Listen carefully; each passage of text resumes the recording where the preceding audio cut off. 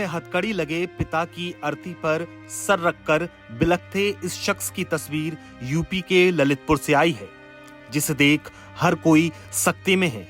और ये हथकड़ी ही अर्थी पर लेटे उस पिता की मौत की वजह भी है, जिसने अपने आत्मसम्मान को खोने के दुख में और अपनी प्रतिष्ठा को गंवाने के कारण वो पिता इतना मजबूर हो गया कि उसने अपने जीवन से मोह खत्म कर लिया और खुद की जान ले ली। पूरा माजरा क्या है, हम आपको सिलसिलेवार तरीके से बताते हैं। दरअसल ये मामला ललितपुर जनपद सदर कोतवाली क्षेत्र के इलाहिट चौराहे का है, जहां बजाज फाइनेंस कंपनी में 1,71,00,000 रुपए की ठगी के मामले में आरोपी बनाए गए शिवम राठौर को पुलिस ने नकली मोहर बनाने के आरोप में गिरफ्तार किया था।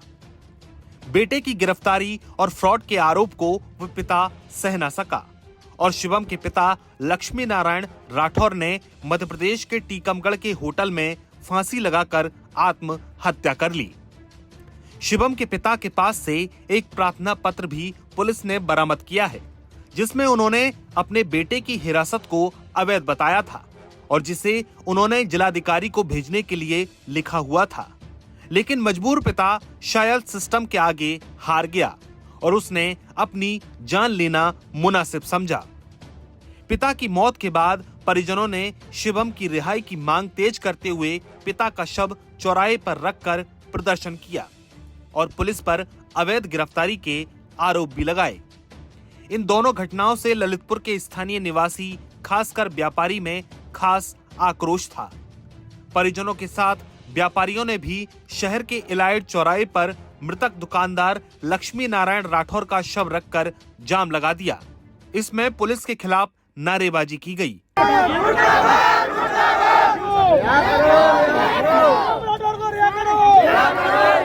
अधिकारियों के समझाने और बेटे के आने के आश्वासन के बाद परिजन शांत हुए।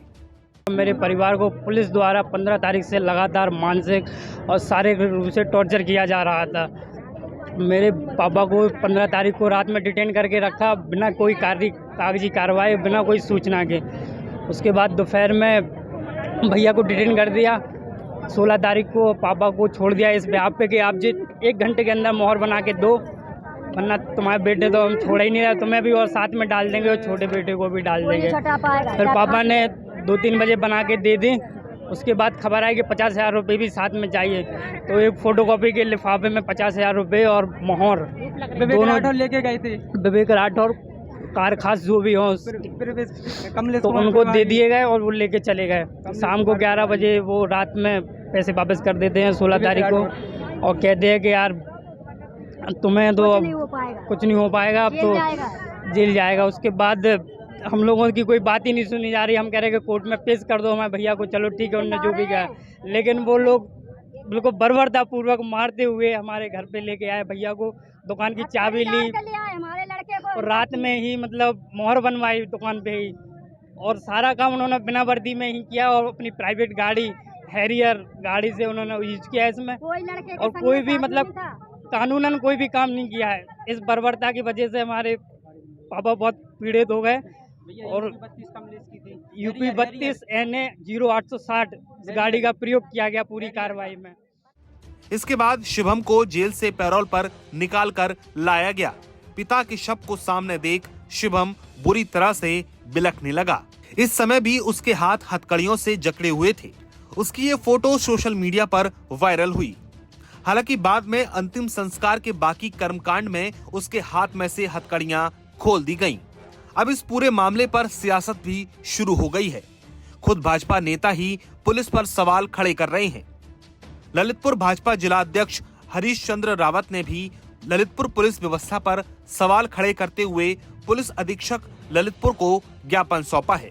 अब सवाल ये है कि आखिर उस मजबूर पिता की मौत का जिम्मेदार कौन है, सिस्टम, यूपी पुलिस या फिर कोई और? इसका जवाब आप हमें कमेंट बॉक्स में दें। नमस्कार, मैं हूं मानक गुप्ता।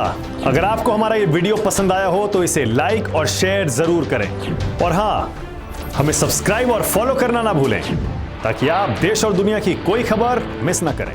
तो जुड़े रहिए हमारे साथ और देखते रहिए न्यूज़ 24।